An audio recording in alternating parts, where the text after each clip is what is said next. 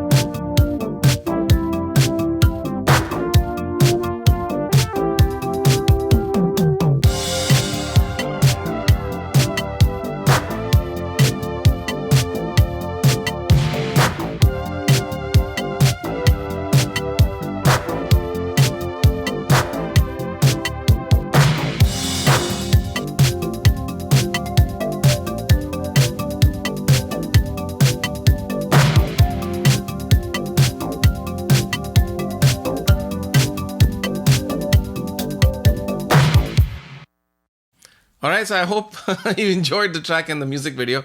Now, again, I want to show you the approach to mixing this music. So firstly, I've used only hardware synths, which doesn't say anything. I mean, you can use software if you want.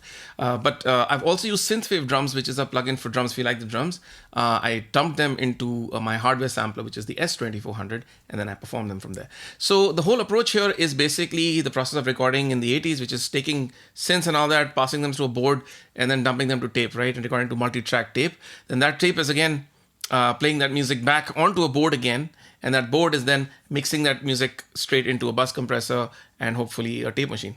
So the whole idea is that I'm not going to put any processing after the tape. So if I'm using EQ in the master bus, if I'm using compression, it all has to happen before tape because tape is the final medium. Again, you're going to see me using the tape machine on pretty much all the sounds. So all the synth sounds and the drum mix is going to have that sound. So let's start with the drum mix.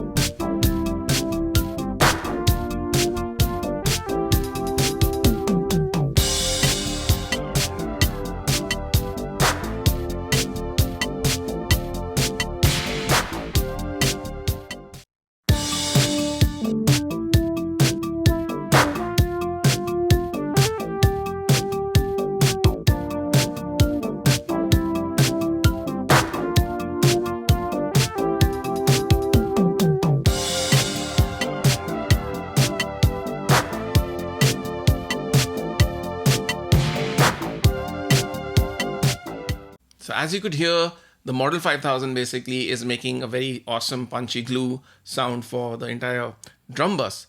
But the tape machine, which is running at a slow speed actually, is absorbing all the high frequencies and giving a lovely warm round sound, which was natural to the tape era. So we're using our new plugin called Relight for this, as you can see and hear.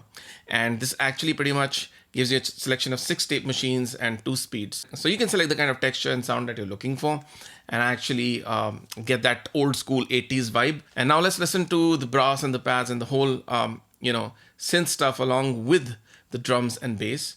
But let's switch off the mix bus processing and hear with and without the mix bus processing.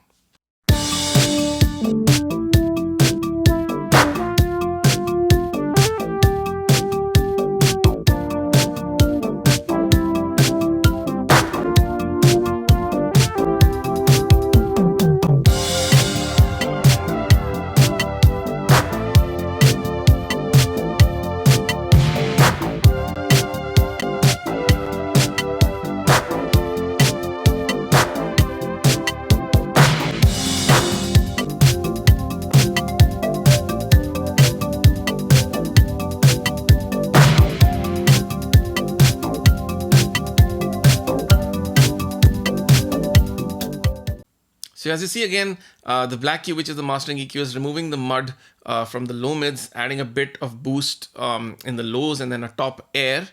We also got the mix bus compressor working and pumping the sounds, really making it fat and thick and, kind of gluey in the low end. But the tape machine, as you hear, rounds off all of those sounds. It just removes the digital harshness that we're so used to with DAWs and brings that round, warm sound, that kind of glowy sound, which brings everything in front. If you see, the highs are actually sounding beautiful. It absorbs the harsh frequencies just by applying this plugin. So again, if you see in this workflow, my workflow is very simple. I'm just doing very few things to make a mix sound good. There's not tons of plugins, there's not tons of anything, but I'm also trying to retain the dynamics. I'm not really trying to make this super loud. So let me know what you think. Did you think this was a good approach? And of course, please write your comments below. I love to listen and answer here. I'll see you next time. Bye.